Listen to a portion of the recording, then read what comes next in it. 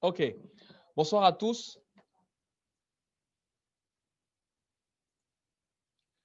et bienvenue encore une fois à cette session de partage dans ce webinaire. Donc, je le disais en introduction tout à l'heure, nous sommes à cette session du Each One Teach One 2020.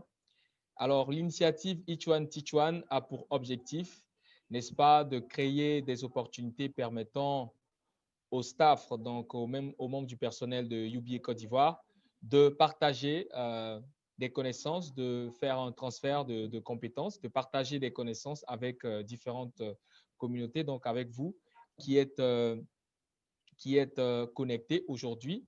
Et à travers les différents piliers de la fondation UBA, que sont l'éducation, les questions environnementales, l'autonomisation économique et certains projets sociaux de la fondation. Alors, ceci consiste à un partage, comme je le disais, de compétences, d'expériences auprès des différentes cibles de la banque, notamment les enfants, les jeunes étudiants et d'autres catégories de la population. Par cette action, la Fondation UBA compte avoir un impact positif sur la vie de ses interlocuteurs. Et aujourd'hui, disons cette année, compte tenu de la situation sanitaire due au Covid, nous sommes en mode webinaire, ce qui n'était pas le cas l'année dernière.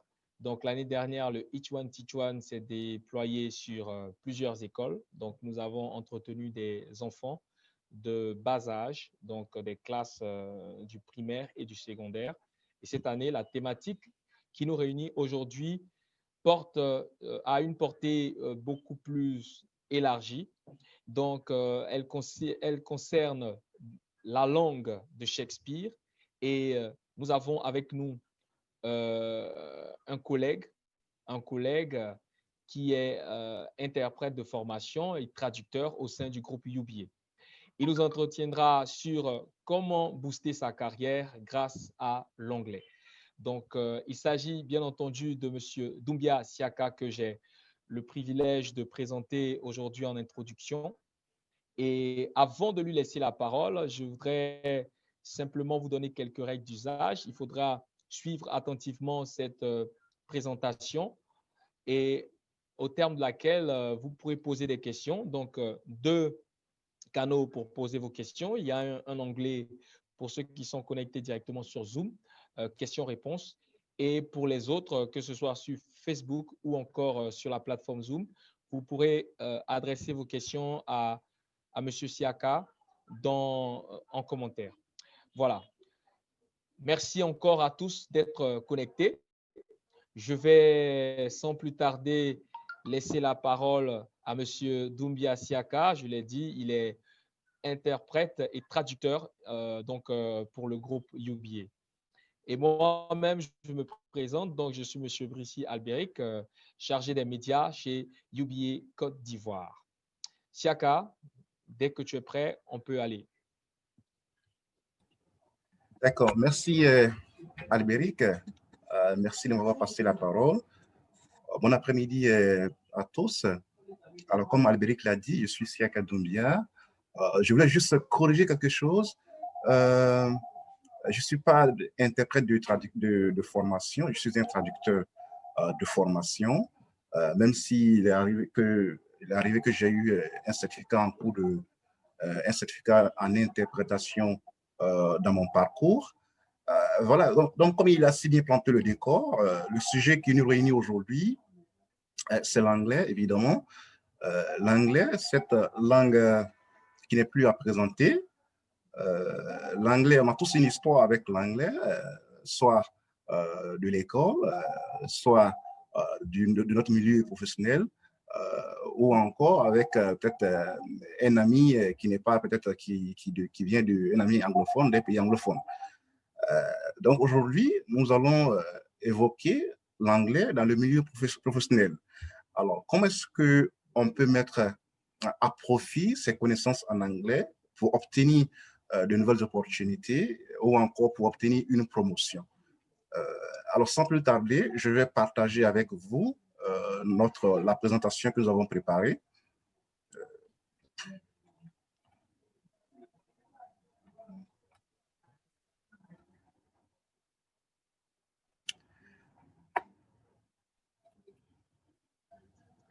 Bien, j'espère que vous voyez mon écran de partage. Albéric, est-ce que tu confirmes? Oui, je confirme, Siaka. D'accord, C'est bon, d'accord. tu peux Bien, d'accord. Donc, le aller. thème est le suivant, l'anglais dans le monde du travail, un atout pour votre carrière. Voici la question. Alors, comment est-ce qu'on booste sa carrière grâce à l'anglais, grâce à nos compétences dans cette langue? Nous allons voir le sommaire, les différents points dont nous allons parler. Alors, évidemment, il y aura une introduction. Nous allons parler de l'internationalisation du travail. Ensuite, nous allons parler des offres d'emploi et l'anglais. Nous allons voir comment décrocher une nouvelle opportunité grâce à l'anglais ou encore comment obtenir une promotion grâce à l'anglais. Nous parlerons également de comment améliorer son niveau d'anglais. Alors, parlant de ce point-là, nous allons voir qu'il y a des stratégies qui sont liées à, à la manière dont nous voulons apprendre l'anglais. Donc, nous allons voir ces stratégies. Ensuite, nous parlerons de la pratique de l'anglais chez soi. Comment est-ce qu'on apprend l'anglais par soi-même en tant qu'autodidacte, pardon.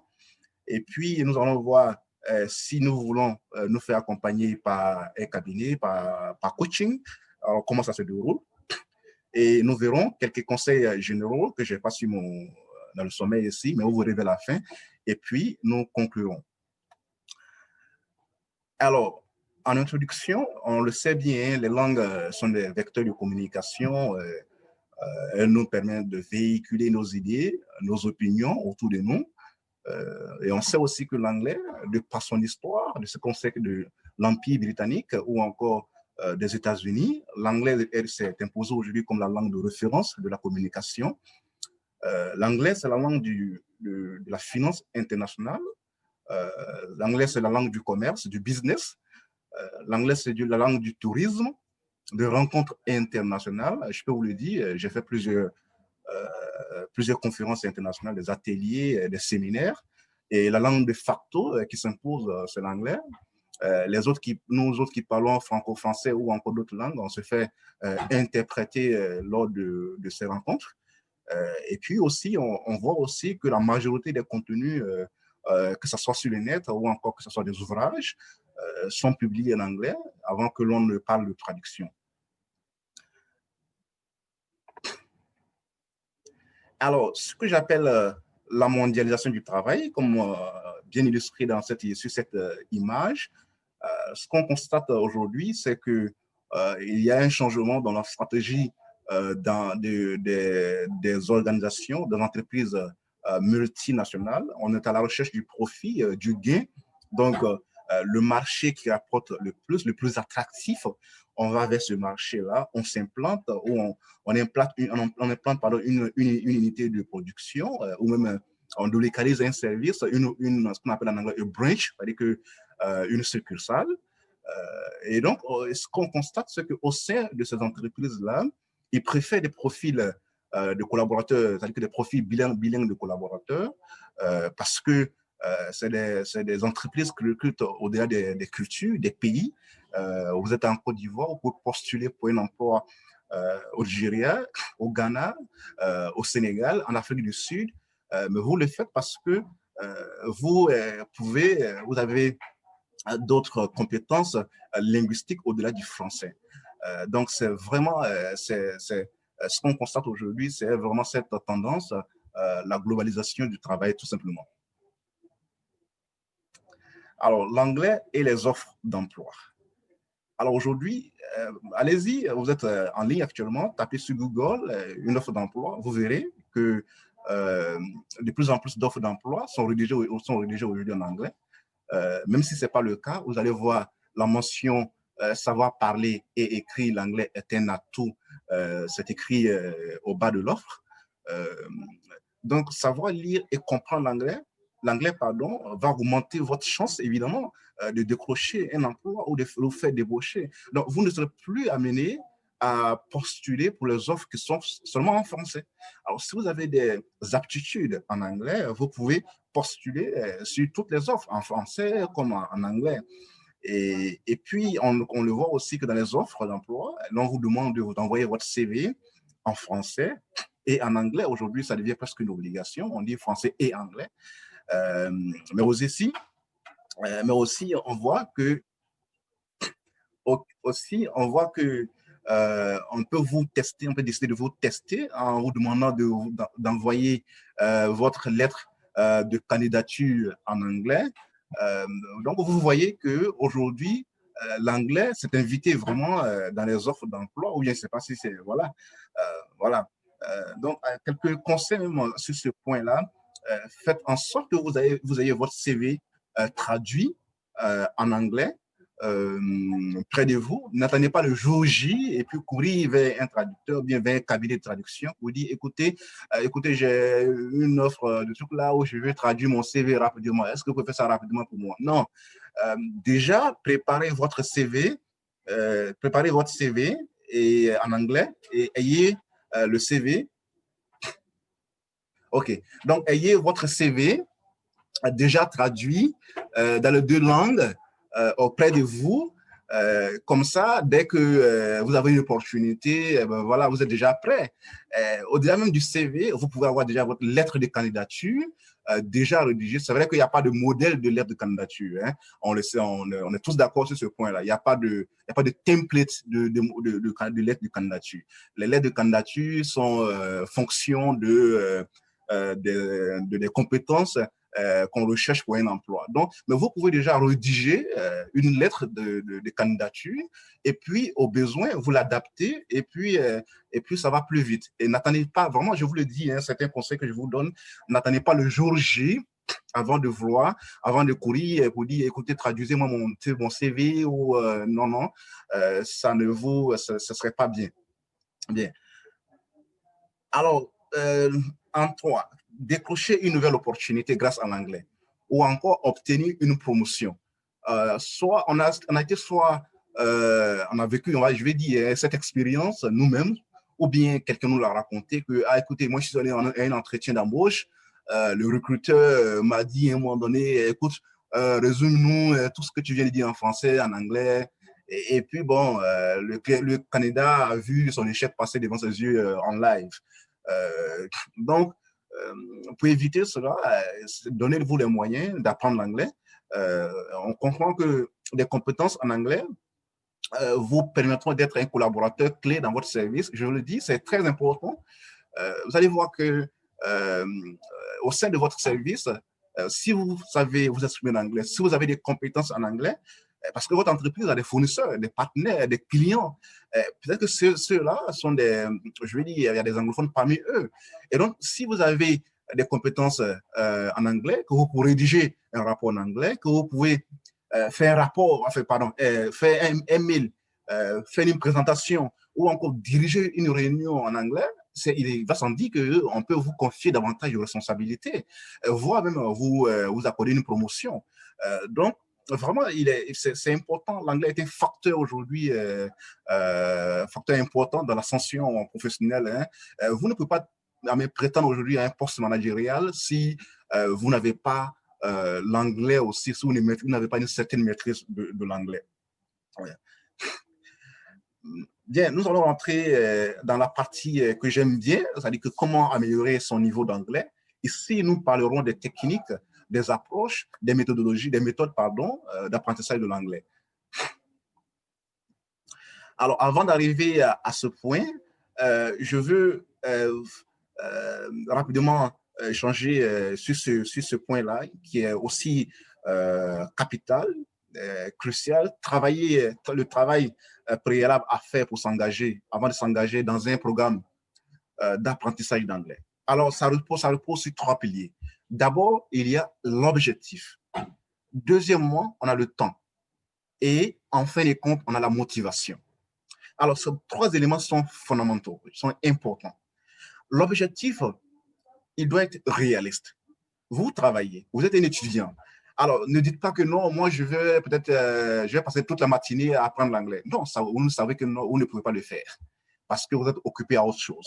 Donc, fixez-vous un objectif, mais un objectif qui est réaliste. Ça peut être 15 minutes, ça peut être 20 minutes, ça peut être 1 heure. Donc, vous devrez trouver ce temps-là pardon, vous devez consacrer, je vais dire, ces minutes-là à l'apprentissage de l'anglais. Il faut que ça soit votre objectif. Deuxièmement, on a le temps. Le temps, on le dit, hein, le temps, c'est une denrée rare. Le temps, d'ailleurs, même, c'est une ressource. Hein, quand on le dit, le temps est une ressource. Et donc, on est occupé, on a des professions, on est occupé à faire autre chose. Donc, il est souvent difficile de trouver un créneau pour pratiquer l'anglais. Mais il faut que vous, si vous avez vraiment pour objectif d'apprendre l'anglais, il faut que vous trouviez le temps. Trouvez le temps de pouvoir pratiquer l'anglais. Enfin, on a la motivation. La motivation, je vais dire que les objectifs et le temps ne suffisent pas. Il faut avoir une bonne raison d'apprendre l'anglais. Posez-vous la question, pourquoi je veux apprendre l'anglais? Chaque fois que vous découragez, vous vous rappelez de vos raisons d'apprendre l'anglais. Si c'est pour obtenir une promotion, si c'est pour obtenir une opportunité d'emploi. Donc, il faut que vous ayez, ou bien si c'est pour même étudier, parce qu'on peut apprendre l'anglais aussi pour pousser ses études. Et donc, c'est vraiment important d'avoir une motivation. Ces trois éléments-là, il faut les avoir. Il faut les avoir, ils sont importants. Je me répète. Alors, lorsqu'on a fini d'avoir nos trois éléments, l'objectif, le temps et la motivation, maintenant vient la stratégie d'apprentissage. Alors, souvent, on me demande, comment est-ce qu'on fait pour apprendre l'anglais? Moi, je ne suis pas trop pour aller dans un cabinet, je préfère suivre des choses en ligne. Est-ce que c'est la méthode conseillée? Est-ce que tu le conseilles? Je dis souvent à la personne que il faut que vous connaissez vous d'abord. Vous devez savoir quel genre de personnalité vous êtes. Quel type d'apprentissage vous convient. Alors, si vous le savez, alors il est plus facile pour vous de vous orienter. Donc, il y a deux méthodes d'apprentissage de l'anglais. Premièrement, on a apprendre l'anglais en tant qu'autodidacte ou encore apprendre l'anglais par soi-même. Et deuxième stratégie, c'est le coaching personnalisé. C'est l'accompagnement personnalisé. Voyez, donc, nous allons voir les différentes, ces deux stratégies, nous allons les décliner tout à l'heure. Bien. Alors, les conseils et techniques pour pratiquer l'anglais chez soi. Alors, ici, ça se rapporte plutôt à l'apprentissage de l'anglais par soi-même en tant qu'autodidacte. La première des choses que je conseille souvent aux gens, c'est de s'inscrire en ligne, prendre les cours en ligne. Alors, pour ce faire, vous avez le MOOC, beaucoup le savent, ce qu'on appelle en anglais le Massive Open Online Course. C'est souvent des cours gratuits. Vous pouvez taper dans Google tout à l'heure, là, vous verrez que c'est une grande base de données. Alors, vous pouvez apprendre l'anglais là-bas, obtenir des certificats. Après ça, vous avez les films et les séries.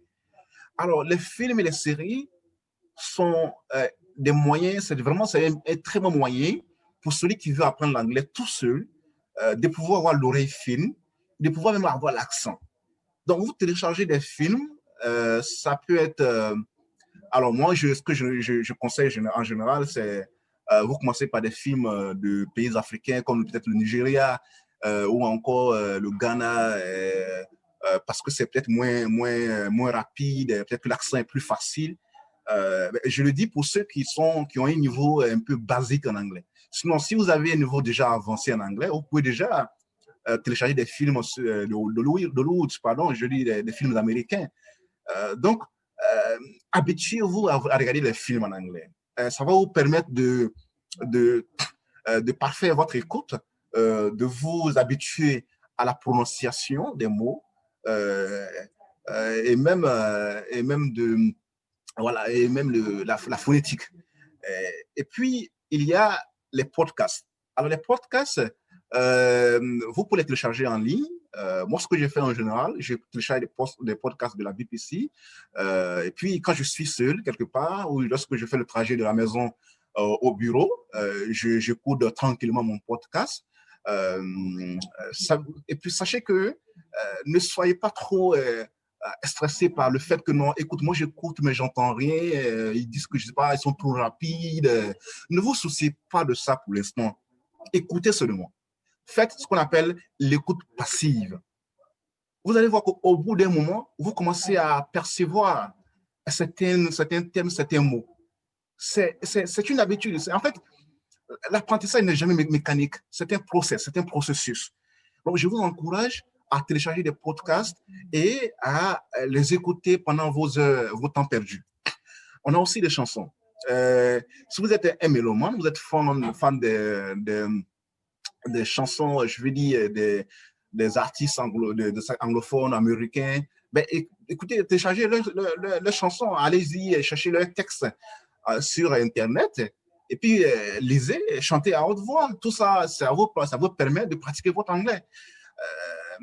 Et puis, on continue avec la lecture. La lecture, ça c'est bien aussi, c'est très bien aussi, je le conseille vivement. Lisez des romans, si possible, des histoires courtes, des articles, même faites vos recherches en anglais sur Google. Lisez en anglais. Lorsque vous voulez faire une recherche, faites-le en anglais, par exemple, lisez-le, lisez. Vous allez voir que tout ça, ça va vous perfectionner, ça va vous permettre de vous perfectionner. Ou même encore, vous téléchargez des documents qui sont en rapport avec votre activité, et puis lisez-les. Il y a aussi l'écoute.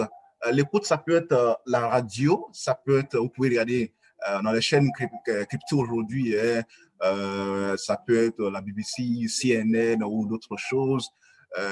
Écoutez-les souvent, regardez lorsque vous êtes à la maison. Tout ça va vous permettre d'affiner votre niveau d'anglais. Et en fin de compte, je vous conseille aussi d'avoir un ami.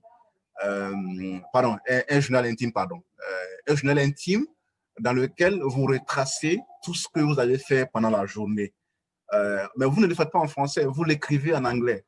Alors aujourd'hui, ma journée a commencé tant, j'ai fait telle ou telle chose. Vous racontez cela en anglais. Au besoin, vous pouvez avoir aussi en commun, vous pouvez avoir un ami, quelqu'un qui a de l'intérêt pour l'anglais, donc quelqu'un qui veut aussi apprendre l'anglais. Donc, vous pouvez créer un groupe WhatsApp, vous échangez en anglais, vous vous corrigez, vous envoyez des notes vocales. Tout ça va vous aider. Vraiment, c'est des conseils qui, si vous les mettez, si vous les pratiquez tous les jours, il est clair que vous verrez un changement au bout d'un certain temps. Alors, parlons maintenant de l'anglais. Lorsqu'on se fait accompagner, on se fait coacher en anglais. Si vous voulez recourir à un coaching, moi, je vous conseille ce que suit, c'est que vous vous rapprochez d'un institut, d'un cabinet de formation en anglais, et puis vous leur dites votre intérêt, et puis en fonction de votre intérêt, ils vont concevoir un programme pour vous. Mais ce que je vous conseille vivement, c'est vraiment de le faire en groupe. Alors, si vous y allez, demandez-leur si déjà ils ont des personnes qui sont inscrites. Alors, si c'est le cas, essayez de voir si vous pouvez intégrer ce groupe-là. Parce que ça va vous permettre, ça sera comme un réseau pour vous. Ce groupe-là, vous pouvez échanger entre vous, vous pouvez communiquer, vous pouvez vous défier. Donc, vraiment, c'est important d'apprendre l'anglais en groupe. Ne le faites pas, n'allez pas vous inscrire, vous êtes seul dans votre classe. Je ne pense pas que ça puisse vous aider vraiment. Et puis, vous pouvez aussi, je veux dire, vous pouvez aussi participer à des débats. Hein. Je crois qu'il y a des ambassades dans notre pays qui offrent des programmes de débat, de discussion, tout public, c'est ouvert à tout le monde. Vous y participez, vous prenez la parole. Même s'il y a des exposés à faire, proposez-vous à faire des exposés. Donc, c'est important. Et puis, le dernier élément, c'est l'immersion. Alors, le voyage linguistique. Alors, si vous le souhaitez aussi, c'est l'un des meilleurs moyens aussi d'apprendre l'anglais. Vous pouvez aller dans un pays anglophone. Ça peut être quelque part au Ghana ou je ne sais où encore. Et au bout d'un temps, vous allez voir que votre anglais va s'améliorer. Alors, lorsqu'on décide d'entreprendre ce genre de projet, moi, je conseille aux gens de ne pas, lorsque vous y allez, ne restez pas seulement dans votre famille d'accueil, ou bien si vous êtes à l'hôtel, ne restez pas à l'hôtel. participer, je vais dire, aller dans les coins où il y a du monde, où il y a de l'interaction. C'est comme ça que vous allez apprendre rapidement l'anglais. Quelques conseils. Alors, les conseils suivants sont aussi importants, mais bien avant de donner les conseils généraux, je voudrais dire que pour la méthode de l'autodidacte, apprendre l'anglais par soi-même, je le conseille à ceux qui ont un niveau avancé. Alors, si vous savez que vous n'avez pas de niveau, enfin, votre niveau est basique, il est mieux préférable de se faire d'abord coacher. Et quand vous savez que non, vous avez acquis un certain nombre de niveaux, une certaine autonomie, alors vous pouvez recourir à l'anglais, à l'apprentissage tout seul. Mais l'un dans l'autre n'exclut pas, enfin, je veux dire ça, l'un n'exclut pas l'autre au fait. Voilà. Bien. Maintenant, quelques conseils. Alors, premièrement, l'écoute. Mettons-nous d'accord. En Côte d'Ivoire, depuis le collège jusqu'au lycée, jusqu'en terminale, l'anglais en Côte d'Ivoire a été, on l'a enseigné dans les livres, on l'a appris dans les livres. Et finalement, on n'a pas mis l'accent on ne met pas l'accent sur l'écoute. Et ça fait que ça fait que beaucoup d'Ivoiriens se plaignent que quand les anglophones parlent, moi, je n'arrive pas à décoder ce qu'ils disent. Mais évidemment, c'est normal parce que nous avons mis l'accent sur la lecture, sur les livres. Donc, si vous voulez apprendre l'anglais, mettez l'accent sur l'écoute. Pratiquez l'écoute quotidiennement, tous les jours. Tous les jours, écoutez l'anglais. Écoutez l'anglais et vous allez voir. Vous allez rendre témoignage. Il y a aussi l'autre méthode qu'on appelle, qu'on dit se parler à soi-même, Alors ça, c'est une technique que même ceux qui ont des niveaux avancés, même moi-même, je la pratique quand je suis seul, je parle à moi-même en anglais. Ça, c'est un point vraiment, c'est une stratégie infaillible, hein, c'est très, très, très, très important. Parlez à vous-même en anglais. Vous êtes à la maison, vous êtes, je sais pas, vous êtes seul quelque part, racontez-vous votre journée en anglais. C'est une technique pour s'habituer à utiliser l'anglais, à penser en anglais et à former des phrases plus vite. Ça va vous donner le réflexe de réfléchir en anglais et puis de vous exprimer plus vite en anglais. Parlez à vous-même en anglais. On me dit, ah, mais dans un environnement francophone, tout le monde parle français autour de nous. Oui, je suis d'accord avec vous. Mais avec cette méthode-là, vous n'avez plus d'excuses. Parlez à vous-même en anglais. En pratiquant cette méthode, vous remarquerez qu'il y a des mots qui vous manquent, que vous avez des trous de mémoire. Et quand un mot vous échappe, vous courez vers votre dictionnaire, vous ouvrez, vous lisez, et puis vous retenez pour toujours. Donc, vraiment retenez ce point-là. Parlez à vous-même. Parlez à vous-même en anglais. Dans la rue, je ne sais pas, chez vous, à la maison, dans les toilettes. Parlez à vous-même en anglais. Troisième point, c'est le vocabulaire. Comment on acquiert le vocabulaire? On a évoqué un peu brièvement en haut. Hein. J'ai parlé de télécharger des documents en ligne dans votre domaine d'activité et puis que vous devez les lire. Et donc, c'est par cette méthode-là que vous allez apprendre le vocabulaire. Moi, je ne suis pas trop pour le fait qu'on apprenne l'anglais général, comme on dit, je vais au marché en anglais, comme on dit, voilà, je vais au stade ou bien je ne sais pas quoi encore. Non, parce que vous êtes un professionnel, vous avez besoin de l'anglais de votre domaine. Donc, allez-y télécharger des trucs en anglais en ligne. Vous avez des procédures, des règles, téléchargez-les.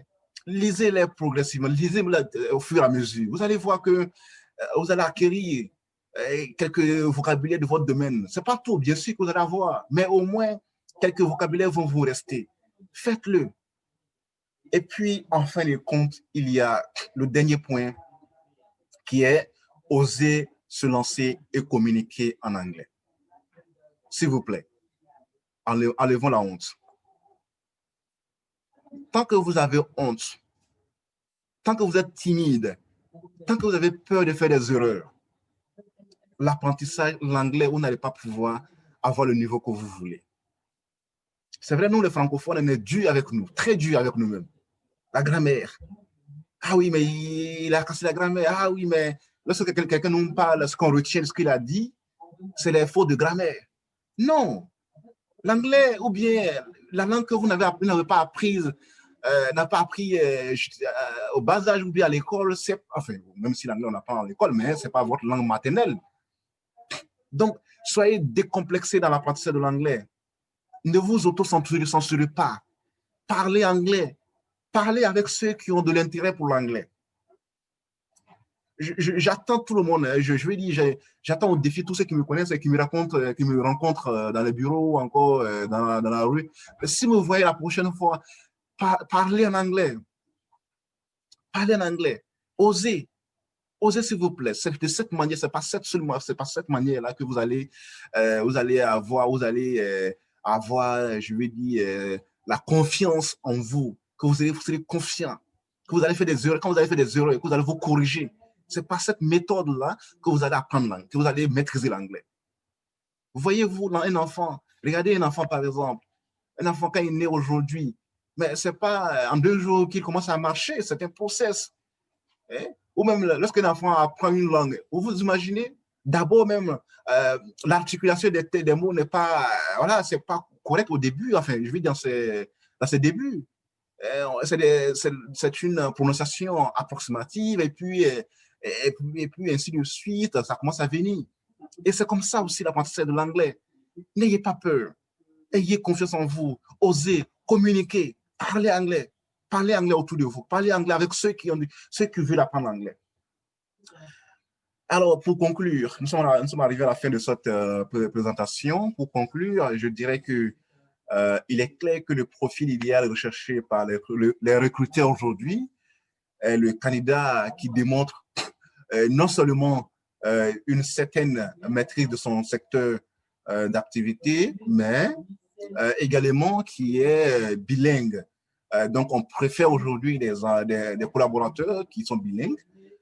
Donc, se perfectionner en anglais doit plus être un vœu pieux qu'on dit en annonce tout en début de chaque nouvelle année.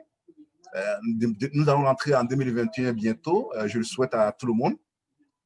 Franchement, prenez la résolution de pouvoir de vous inscrire dans la dynamique de l'apprentissage de l'anglais en 2021. Prenez cet engagement-là et puis respectez cet engagement. Et au bout de 12 mois, faites le bilan de ce que vous avez fait. Faites le bilan. Vous allez voir que vous avez progressé en anglais. Ne tergiversez plus. Prenez, je vais dire, investissez dans l'apprentissage de l'anglais aujourd'hui. Et puis demain, vous allez récolter, vous allez profiter de retombées. Et moi, je le dis souvent, il y a un adage qui dit que la chance ne sourit qu'aux esprits préparés. Ça, c'est vrai. La chance ne vous sourit que lorsque vous êtes déjà préparé. Si vous avez déjà appris l'anglais, vous avez fait des efforts, que vous avez un certain niveau déjà en anglais, vous avez un entretien d'embauche, on vous demande, ah, écoutez, est-ce que vous pouvez nous présenter votre parcours en anglais? Et vous le faites, vous le faites bien. Et puis, ben voilà, en fin de compte, vous décrochez cette opportunité. Mais c'est parce que vous avez mis les chances de votre côté. Et c'est ça. Donc, please take action now. Please take action now. Donc, merci beaucoup pour votre aimable attention. J'espère que vous avez appris quelque chose lors de cette présentation. Je laisse la parole à Albéric. Albéric, tu es là? Oui, Siaka, je suis là, je suis connecté. Et voilà, je profite pour te remercier pour ton intervention, pour cette brillante présentation. J'espère que nos internautes en ont tiré profit. Alors, nous sommes à la session des questions. Et avant de laisser la parole à Doumbia, avant de te redonner la parole, j'ai moi-même quelques questions, OK? Mais je le rappelle aux internautes, pour poser vos questions, vous pouvez le faire en commentaire sur Facebook ou encore sur Zoom pour ceux qui sont connectés directement sur la plateforme Zoom. Alors, ou encore un autre moyen, il y a un onglet questions-réponses sur la plateforme Zoom, sur laquelle vous pourrez ajouter vos questions. Donc, je le disais tout à l'heure, Monsieur Siaka, merci encore pour ta présentation. Alors, ma question sur ce que j'ai pu noter dans les quelques techniques qu'on peut avoir pour mieux apprendre la langue de Shakespeare.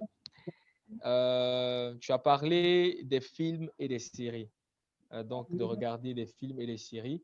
Alors, est-ce que le sous-titrage est quelque chose à conseiller pour ceux qui nous regardent et voilà, pour tous ceux qui veulent apprendre l'anglais au travers des films et des séries en anglais? Est-ce que le sous-titrage est une option à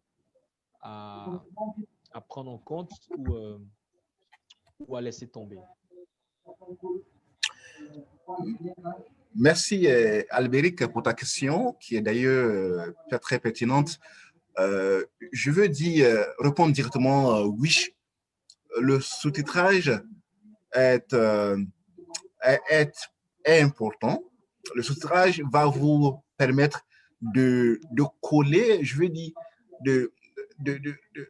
parce que l'acteur s'exprime et puis c'est écrit en bas. Souvent, à l'oreille, on ne perçoit pas bien ce que l'acteur dit, mais si vous le voyez à l'écran, vous savez que, ah ben écoute, c'est tel mot qu'il a prononcé comme ça. Donc, vous avez déjà en tête que non, tel mot, tel terme se prononce de telle manière. Alors, donc, je veux dire que le sous-titrage est important. Moi, je conseille vraiment les sous-titrages qui sont officiels, pas automatiques, parce que souvent, quand c'est automatique, des fois, ça ne concorde pas avec ce que l'acteur dit. Donc, si vous avez un film dont le sous-titrage a été fait officiellement et puis c'est bien fait, je vous le conseille vraiment. Moi, je vous le dis, hein, à la maison, je m'intéresse d'abord à tous les films je veux dire les films qui passent en anglais et puis il y a un sous-titrage. À la base, je ne suis pas trop film, mais dès que je tombe sur un programme, un film comme ça, alors je vais rester jusqu'au bout, je vais regarder jusqu'à la fin. Parce que je sais que non, je vais apprendre quelque chose. Donc, c'est important.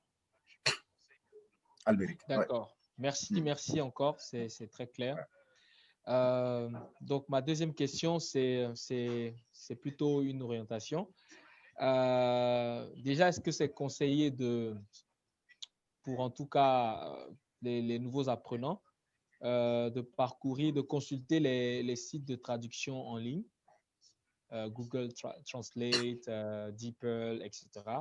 Et aussi, le deuxième axe de cette deuxième question, c'est est-ce que tu pourrais nous conseiller quelques dictionnaires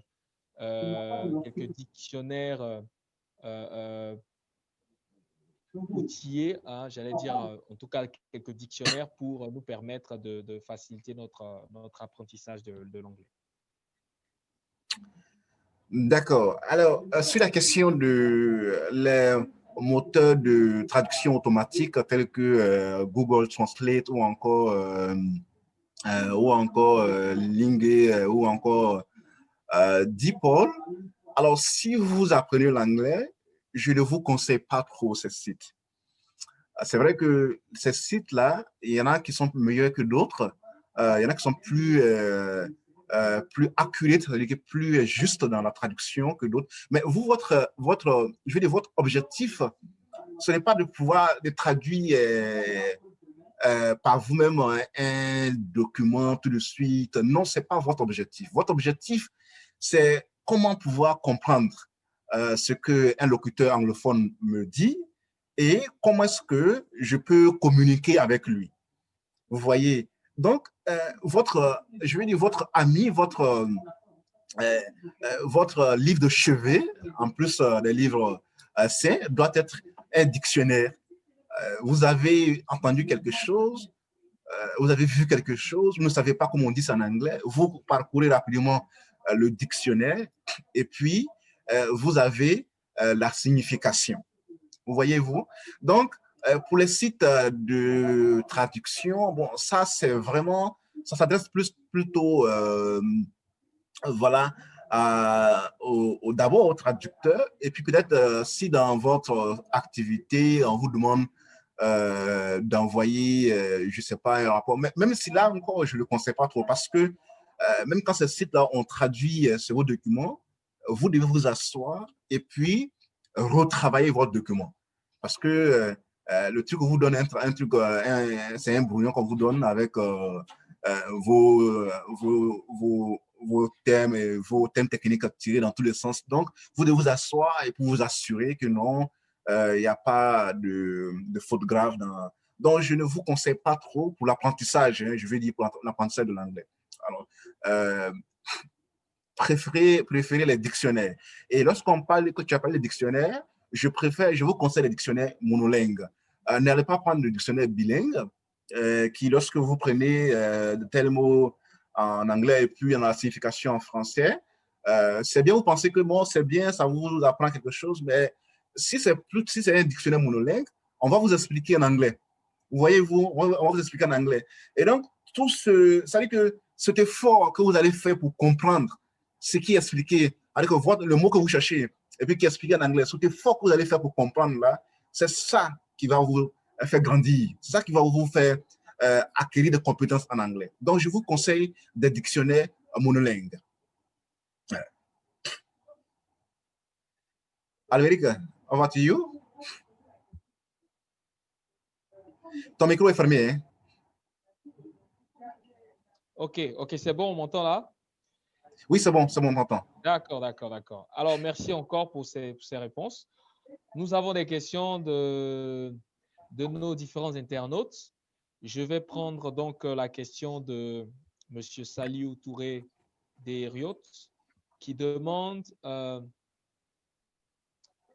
il a deux questions, hein. La première question, c'est combien peut coûter une certification en anglais business?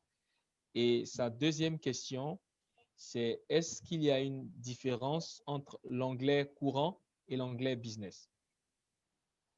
Voilà, donc c'est une question à deux volets. Donc la première question, c'est combien peut coûter une certification en anglais business? Et la seconde, c'est est-ce qu'il y a une différence entre l'anglais courant et l'anglais business? Donc on entend par anglais business, anglais des affaires. Voilà. OK, d'accord. Merci, j'ai bien noté les questions de M. Saliou. Alors, la première question, combien peut coûter une certification en anglais? Je ne sais pas si il veut dire en ligne ou bien dans un institut ou dans un cabinet. Mais je vais essayer. Bon, je veux dire que dans un cabinet ou dans un institut, je ne peux pas dire combien ça peut coûter parce que ça dépend des cabinets, des instituts, en fonction du programme qu'ils offrent, en fonction de la densité du programme qu'ils offrent, ils vont vous faire le prix. Maintenant, pour le truc, pour les formations en ligne, il y a des certificats gratuits en ligne. Il y en a aussi de payants. Je ne peux non plus dire aussi combien ça coûte. Je suis désolé, M. Saliou, je ne peux pas vous dire. Tout ça, tout dépend du contenu du programme. Alors, plus le contenu est fourni, vous allez voir que c'est un peu plus cher. Mais bon, voilà, ça, c'est des recherches que vous pouvez faire vous-même sur Internet. Et puis même, si c'est dans les instituts, vous pouvez appeler les instituts et puis essayer de comparer un peu leur prix et puis bon, voir aussi le contenu qu'ils offrent. Et puis, en fonction de ça, vous saurez ce qui est bien pour vous. Ce qui est bien pour vous. Mais maintenant, la question de l'anglais courant et l'anglais business. Alors, moi, je ne dirais pas l'anglais courant, je dirais plutôt l'anglais général et puis l'anglais business. Alors, l'anglais général, c'est l'anglais de tous les jours. L'anglais de tous les jours, je prends un taxi, je vais au travail, je vais au marché, je ne sais pas. Ça, c'est l'anglais général. Voilà, ça touche à tout. Et puis, vous avez l'anglais business. L'anglais business, ça va se rapporter à un domaine, à une activité.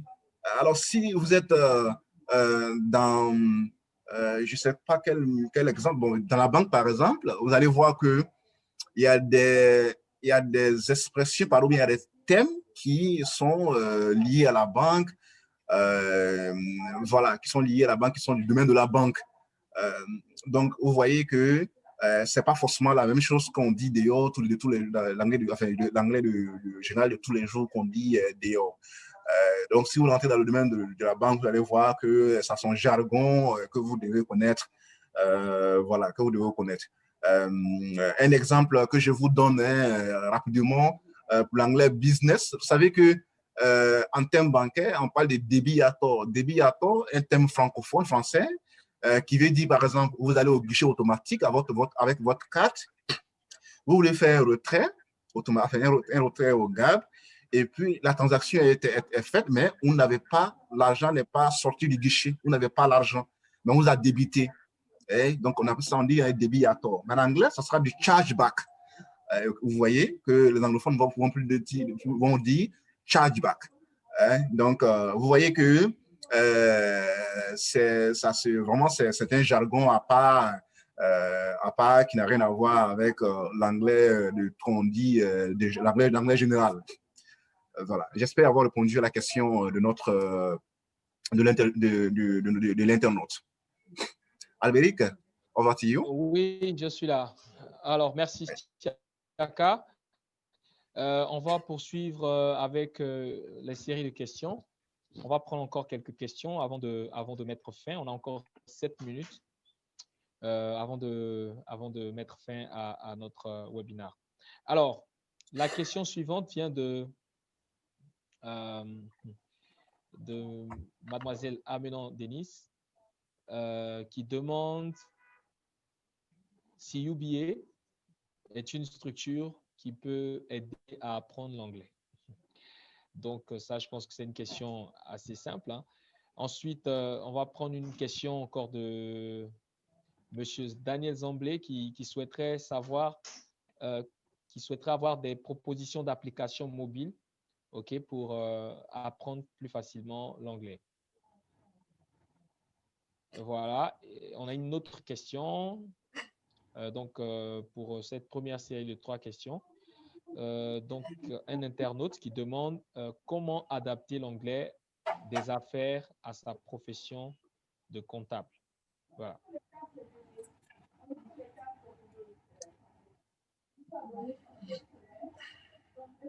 Bon, cette troisième question est reprise par 2 autres internautes qui demandent comment adapter l'anglais des affaires à leur profession. Donc, télécommunication, marketing, comptabilité, comment est-ce qu'on peut adapter l'anglais business, donc l'anglais des affaires, à ces professions? Bien, merci Albéric. La première question, c'était si UBA peut offre un environnement pour apprendre l'anglais. Alors, oui, c'est vrai, UBA, c'est une banque, vous savez, nigériane, hein, et puis la langue de travail de UBA, tous nos mails, la plupart de nos rapports, nos documents sont rédigés en anglais. Donc, si vous êtes au sein de UBA, il est clair que votre pratique de l'anglais va s'améliorer parce que tout autour de vous, vous allez changer en anglais. Vous allez rédiger les mails, les rapports en anglais. Donc, évidemment, UBA offre vraiment cet environnement pour pouvoir apprendre l'anglais. Alors, l'autre question de Daniel demandait si j'ai des propositions d'applications pour apprendre l'anglais. Proposition d'application, moi, je conseille plutôt un autre en ligne qu'on appelle, attendez que je regarde rapidement mon truc. J'ai un truc en ligne qui, apparemment, je ne vois pas.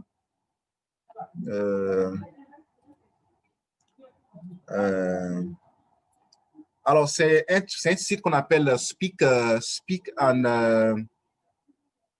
Learn, quelque chose comme ça. Speak and Learn English. Alors, si M. Daniel m'écoute, il peut taper ça dans son moteur de recherche Alors, c'est très bon ce site-là parce que il met l'accent sur l'écoute et puis il montre votre progression au fur et à mesure. Donc, je lui conseille ce site-là. Sinon, au-delà de ça, il y a plusieurs applications qui existent. Alors, je ne vais pas vous conseiller une application particulière, mais vous pouvez faire le test vous-même et puis voir ce qui vous convient. Sinon que le Speak and Learn, vraiment, j'espère que je ne proche pas le nom du site. Je cherchais, je pensais que je l'avais dans ma barre de recherche, mais je ne l'ai pas. Je vous le conseille vivement. C'est un site très intéressant. Et puis, la troisième question, comment adapter l'anglais à son business, à son environnement? Je pense je l'ai dit un peu au début, hein, je l'ai brossé au début. C'est vrai que si vous allez vers les cabinets, bon, ils vont vous dire que non, si vous n'avez pas une bonne base en anglais, vous ne pouvez pas faire l'anglais spécialisé ou bien l'anglais qui se rapporte à votre domaine. Ça, c'est vrai, on est d'accord. Mais vous pouvez les amener à faire des séances de cours sur votre domaine d'activité. Et c'est à vous de faire cette proposition-là. Téléchargez un document de votre domaine en anglais et puis lorsque vous allez au cours, dites-leur que non, aujourd'hui, je veux qu'on lise un peu mon domaine, qu'on parcourt un peu mon document pour pour avoir une idée de ce que de vocabulaire de mon domaine. Voyez-vous? Donc, vous-même, vous pouvez essayer, si vous êtes un peu déjà autonome en anglais, que vous savez lire un peu en anglais. Mais écoutez, lisez en anglais dans les documents de votre domaine. Je le disais dans l'introduction que ce soit la télécommunication, la banque ou encore d'autres services, la plupart des contenus sont d'abord en anglais. Donc, téléchargez-les. Ça peut paraître un peu ennuyeux, la lecture au début, mais c'est avec l'habitude que vous allez commencer à prendre goût. Et puis, évidemment, les thèmes vont commencer à vous rester. Et voilà. Et vous aurez la terminologie de votre domaine. Donc, déjà, habituez-vous à faire cette recherche-là, à lire dans votre domaine. Lisez dans votre domaine. Ça va vous permettre d'avoir de la terminologie, d'avoir des thèmes de vocabulaire de votre domaine. C'est ce que j'avais dit sur ce point-là. Albéric? Oui, je suis là. Est-ce que j'ai répondu à ces trois questions ou bien… Oui, c'est bon, bon, c'est bon. D'accord. On a fini avec ces trois questions. Il y a une toute dernière question. Okay. Et voilà, il est pratiquement 16 heures. Donc, nous allons mettre fin à cette session après cette question-là. C'est un internaute qui demande comment, on va dire, évaluer son niveau. On sait que dans les institutions de formation en anglais, on a des classifications débutants, intermédiaires, experts, à niveau avancé, etc. Donc, pour quelqu'un qui a peut-être un niveau, je ne sais pas, d'école, comment est-ce qu'il pourrait s'évaluer, voir sa position en anglais? Alors ça, c'est une question vraiment intéressante. Alors, comment on évalue son niveau d'anglais? Alors, il y en a qui disent qu'on peut le faire, par soi-même, par l'écoute, du genre, vous écoutez une conversation de plusieurs personnes, je vais dire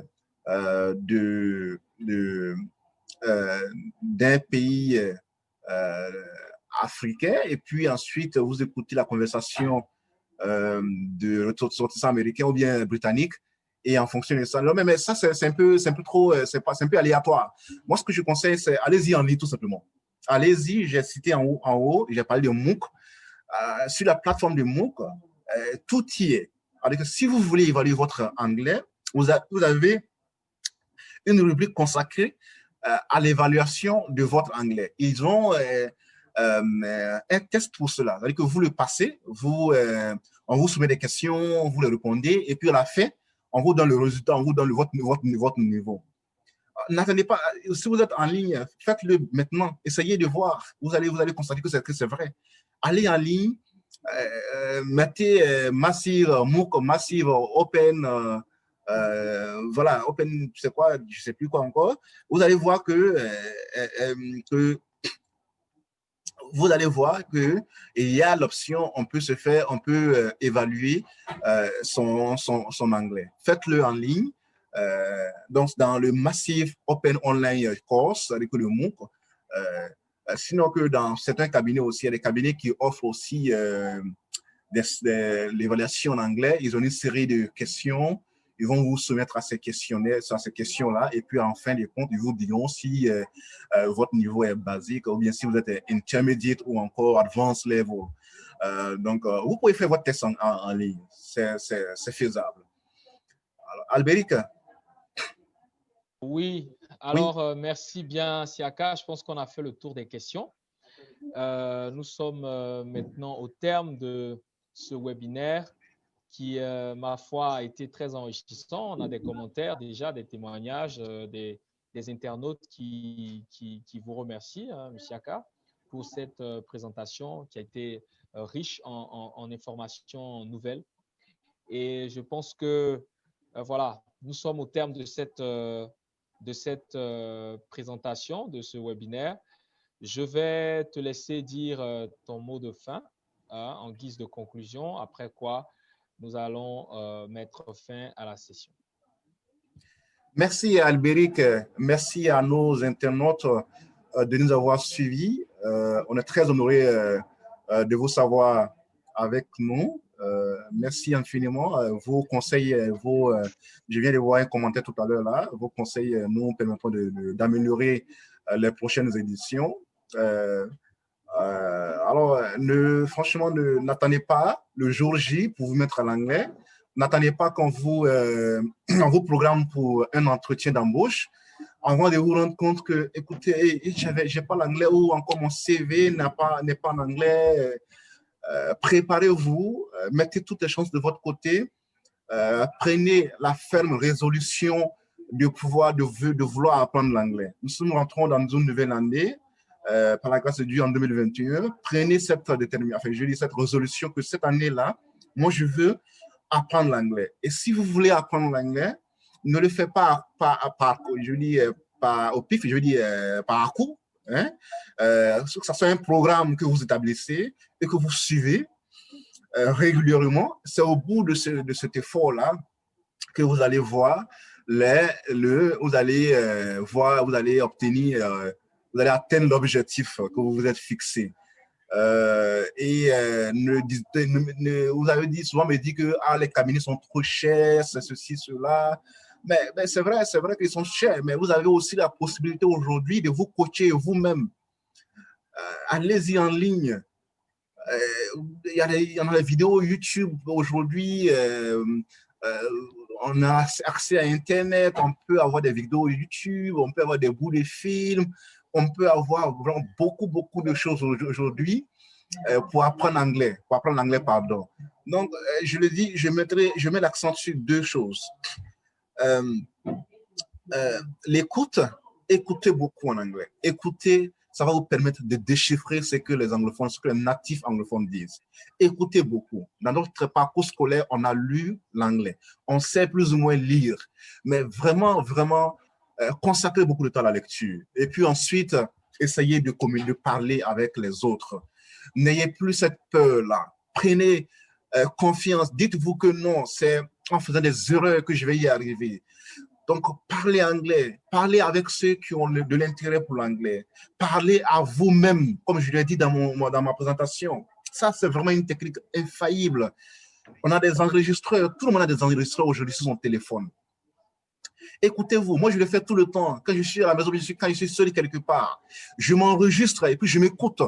Et puis, ça me permet de m'évaluer moi-même. Je me dis, mais écoute, j'ai pas bien dit ceci, bien mon accent est ceci, c'est ceci, cela. Donc, je me juge moi-même. Donc, parlez à vous-même en anglais. Ne dites plus, dans mon secteur, dans mon environnement, il n'y a pas quelqu'un qui parle anglais. Non, parlez à vous-même.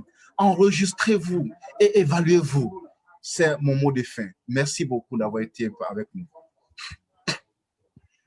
Albéric, over to you. Merci, Siaka. Merci, thank you very much for this session. We are very pleased to have this session. Merci beaucoup, Monsieur Siaka. Merci à vous, chers internautes, qui nous avez suivis. Merci d'avoir pris un peu de votre précieux temps pour suivre cette session. On espère que vous avez été enrichis par donc les nombreux conseils et astuces qui ont été donnés tout au long de cette présentation. Je rappelle que nous étions dans le cadre du Each One Teach One, qui est une initiative de la Fondation UBA et qui consiste pour l'un des membres du personnel ou certains membres du personnel de partager donc des connaissances avec différentes cibles donc, de la population. C'est une initiative de la Fondation UBA, comme je le disais. Donc, merci encore à vous et vous pourrez revisionner cette session sur notre page Facebook pour ceux qui n'auront pas eu l'occasion de démarrer avec nous. Donc, vous pourrez vous connecter sur notre page Facebook et revoir à tête reposée, donc revisionner cette vidéo de Siaka qui nous a vraiment enrichi avec ses conseils, ses astuces. Donc, merci encore à vous.